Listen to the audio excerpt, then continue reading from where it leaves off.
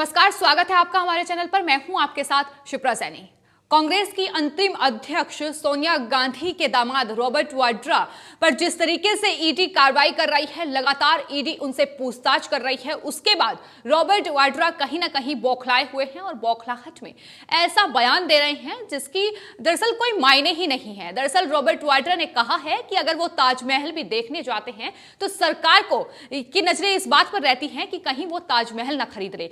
इसी पूरे मामले पर हमारे साथ बातचीत करने के लिए जुड़े हैं राजनीतिक विश्लेषक पवन त्यागी जी। पवन त्यागी जी, आपका बहुत बहुत स्वागत है। रॉबर्ट वाड्रा ने जिस तरीके से ये कहा है, साफ तौर पर बौखलाहट नजर आ रही है। रॉबर्ट वाड्रा की ये बौखलाहट कम, लेकिन इसमें अहंकार ज्यादा है। ईडी जब पूछताछ कर रही है तो ईडी का काम ही है कि वो आय आपकी है, कहीं से इनकम हुई है, कहीं आपने खरीद फरोख्त की है और कहीं देश विदेश से कोई पैसा ट्रांजैक्शन हुआ है तो उसकी वो जांच करेगी। अब आपको आज तक लगता रहा कि आप तो एक फैमिली के दामाद हैं जिस फैमिली पर कोई सवाल ही नहीं उठा सकता। 70 साल जिस खानदान ने शासन किया हो तो आपको तो सब जीजाजी करके अफसर सलूट मार के जाते थे। अब हो गया है कि अब आपको दफ्तर में बुलाया जाता है तो भी आप उसी घमंड में रहते हैं कि आप नहीं जाएंगे, तो आपको पूछताछ की जाती है। अब आपको पूछताछ की कराने की आदत तो है नहीं। अधिकारी लोग सलूट मारते थे अभी तक, लेकिन जब से मोदी सरकार आई है तब से आपको कोई जीजाजी बोल ही नहीं रहा। अधिकारी ना आपको सलूट मार रहा है, बल्कि आपको एक आम आदमी की तरह वो ट्रीट करते हैं और आपसे क्वेश्चन का आंसर चाहते हैं। लेकिन आप क्वेश्चन का आंसर देने के बजाय ये अपनी खीज उतार रहे हैं कि आप घमंड भरे लहजे में ये कह रहे हैं कि यदि मैं ताजमहल भी देखने जाऊं तो सरकार सोचेगी कि मैं ताजमहल खरीदने तो नहीं आ गया हूं। मतलब आप इतने बड़े शहंशाह हो गए कि आप हमारे देश की धरोहर, दुनिया का 7वां अजूबा और हमारे देश की एक सांस्कृतिक धरोहर है, एक ऐतिहासिक धरोहर है, उसको आप खरीद लोगे? वो सरकारी संपत्ति है जनाब, वो आप उसको खरीदने की बात सोच भी कैसे सकते हो? लेकिन हाँ, हो सकता है भाई, आप तो सोनिया मैडम के दामाद हैं, तो हो सकता है गांधी परिवार के दामाद होने के कारण आपके पास इतनी संपत्ति हो गई हो कि आपको लगता हो कि मैं देश की कोई भी बड़ी से बड़ी बिल्डिंग खरीद सकता हूं।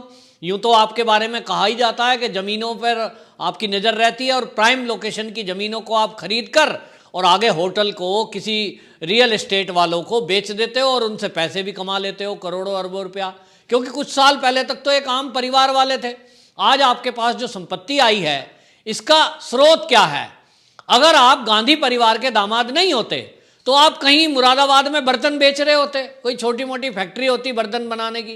तो इस फैमिली के आप दामाद हो गए तो आपके ऊपर बाकी लोग भी कृपा करने लगे और इसके कारण हरियाणा में जितनी जमीन आपने सस्ती दरों में खरीदी, ये बात और है कि उसकी जांच चल रही है और जांचों में सबूत जिस दिन सामने आ गया तो आप उस दिन जेल भी जा सकते हो। लेकिन आपको ये अहंकार कि मैं अगर ताजमहल भी देखने जाऊं तो सरकार सोचती है मैं खरीदने आ गया, ये आपका अहंकार है असल में।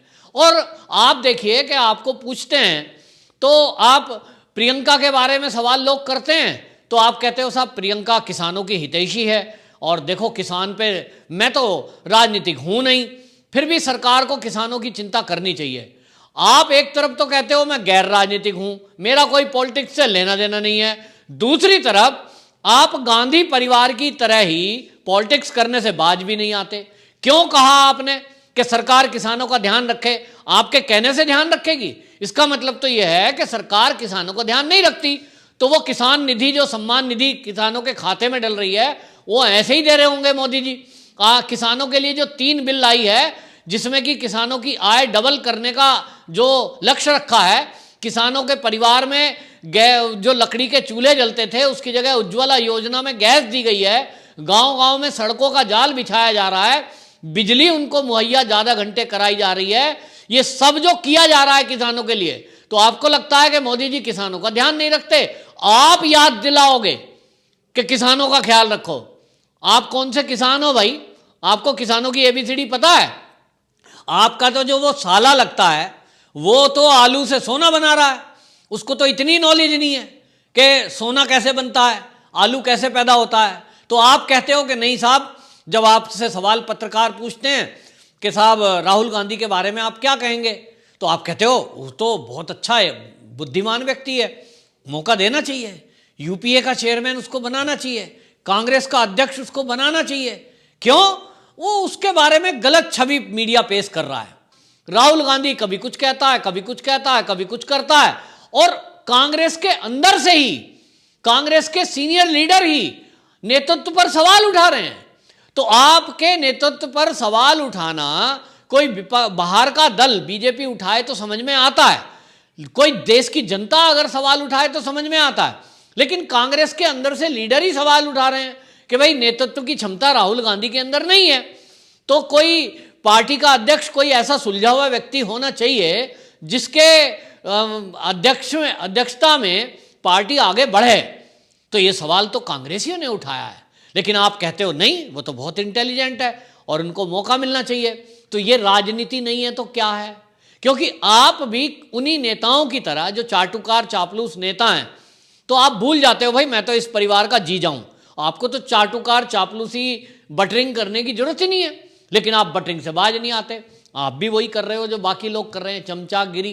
तो आप चमचागिरी में माहिर हैं, अपनी बीवी की चमचागिरी कर रहे हैं, उसके भाई की चमचागिरी कर रहे हैं, तभी उनकी बड़ाई कर रहे हैं, क्योंकि आपको पता है कि जब तक उस खानदान का सर पे हाथ है तब तक शायद आपके लिए वो आंदोलन भी कर देते हैं। जब भी कभी आपसे कोई पूछताछ होगी तो कहेंगे साहब बीजेपी बदले की कार्रवाई कर रही है, वो तो साहब बदला ले रही है।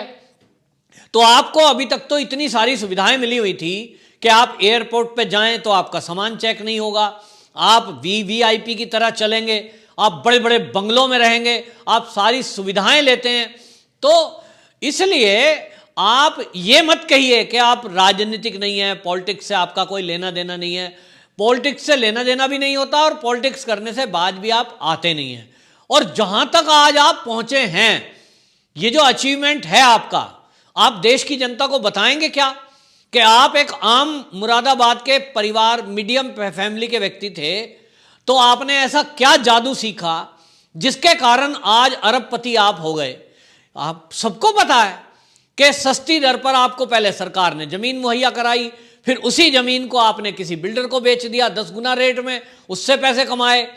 कहीं आपकी जो प्रियंका मैडम है वो पेंटिंग बनाने लगती हैं, फिर उनकी पेंटिंग कोई करोड़ों में खरीद लेता है। तो ये सब ड्रामेबाजी है और पैसा कमाने का तरीका है। इस पैसे को कमाकर आप देश के गिने चुने अमीरों में एक हो गए, लेकिन इसके पीछे केवल और केवल गांधी परिवार का दामाद होना ही आपकी काबिलियत में है, और कोई ऐसी एबिलिटी नहीं है कि आपकी बड़ी क्षमता है, बहुत मेहनत करी आपने और आप बहुत बड़े एक आदमी बनने के पीछे आपका बड़ा संघर्ष रहा है। ऐसा तो हमने कभी देखा नहीं, और अगर कभी रहा हो तो भाई देश की जनता को शेयर करो। लोग भी इस बात से हम भी सीखेंगे कि एक रॉबर्ट वाड्रा मीडियम फैमिली में रहने वाला अभी कुछ साल पहले अचानक से इतना अमीर कैसे बन जाता है। तो आम जनता सीखेगी जरा देश की कि अमीर कैसे बना जाए। आपके नाम पे एक यूट्यूब बना देते हैं चैनल कि अमीर कैसे बना जाए, सीखिए। तो वाड्रा जी आप ट्यूशन दो जरा लोगों को। लेकिन हाँ, ये सब जनता जानती है। आप ईडी के शिकंजे में अब आने ही वाले हैं और आपको 2 बार बुला चुके हैं। अब आपसे सवाल जवाब होगा, और अब जितने घपले घोटाले हैं मैं आपको बता रहा हूं कि ये रॉबर्ट वाड्रा के खुलने वाले हैं। जमीनों की खरीद फरोख्त में जो अनियमितता हुई है अभी तक, जो प्रियंका गांधी की जो पेंटिंग खरीदने वाले लोग हैं वो भी, सारी संपत्ति की जांच अब इनकी होगी। उसके स्रोत क्या हैं ये इनसे पूछा जाएगा, और अब ये खुलासा होगा कि वो जो सस्ती दर पर जमीन सरकार से लेकर और फिर वो डबल 10 गुना रेट में बेची गई, ये खेल में कौन कौन नेता शामिल थे और इनके परिवार के कौन कौन लोग शामिल थे। ये सारा खुलासा जिस दिन होगा तो निश्चित रूप से आप मानिए कि जैसे कि बड़े बड़े लोग अभी जेल में जा रहे हैं, पहले कभी हुआ नहीं है कि बैंक के कोई डायरेक्टर हों, बड़ी कंपनियों के डायरेक्टर हों, विदेशों तक में भाग गए हैं। तो अब तो देखिए माल्या हो गया, चाहे तो नीरव मोदी हो गया, इन सब की संपत्तियां भी जब्त की जा रही हैं। नंबर लगा हुआ है, तो अब इनका भी नंबर आ रहा है संपत्ति जब्त होने का या जेल जाने का। तो इसलिए बौखलाहट में कुछ ना कुछ बोल देते हैं। इनको दर्द असल में हो रहा है कि ईडी अब इनसे पूछताछ की हिम्मत जुटा पा रही है, लेकिन इनको पता नहीं है कि इस हिम्मत के पीछे अमित शाह हैं, इसके पीछे मोदी जी हैं, जो उन अधिकारियों को हिम्मत बढ़ाते हैं कि कोई भी हो, भ्रष्टाचार जिसने किया है उसको बख्शना नहीं है। तो ये जो वाड्रा जी हैं, रॉबर्ट वाड्रा जी भी भ्रष्टाचार अगर किया होगा तो इनको बख्शा नहीं जाएगा। अगले आने वाले दिन में कुछ इनकी संपत्ति जब्त होने की कार्रवाई या इनको जेल जाने की कार्रवाई जब हो तो आश्चर्य ना करिए, क्योंकि ये अब बदलता हुआ भारत है जिसमें भ्रष्टाचार बिल्कुल भी सहन नहीं होगा। तो मनी लॉन्ड्रिंग के मामले में पूछताछ रॉबर्ट वाड्रा से आईटी विभाग और साथ ही ईडी कर रही है, लेकिन वहीं दूसरी ओर रॉबर्ट वाड्रा भी कहीं ना कहीं उसी राह पर चल रहे हैं जिस राह पर कांग्रेस चल रही थी कि दरअसल पूछताछ ईडी कर रही है लेकिन सरकार पर निशाना साधा जा रहा है, उन्हें दरअसल निशाना बनाया जा रहा है। तो इस तरीके की राजनीति देश में चल रही है और उस राजनीति में रॉबर्ट वाड्रा भी शामिल है। फिलहाल आपने इस पूरे मामले पर हमारे साथ बातचीत की, आपका बहुत बहुत धन्यवाद।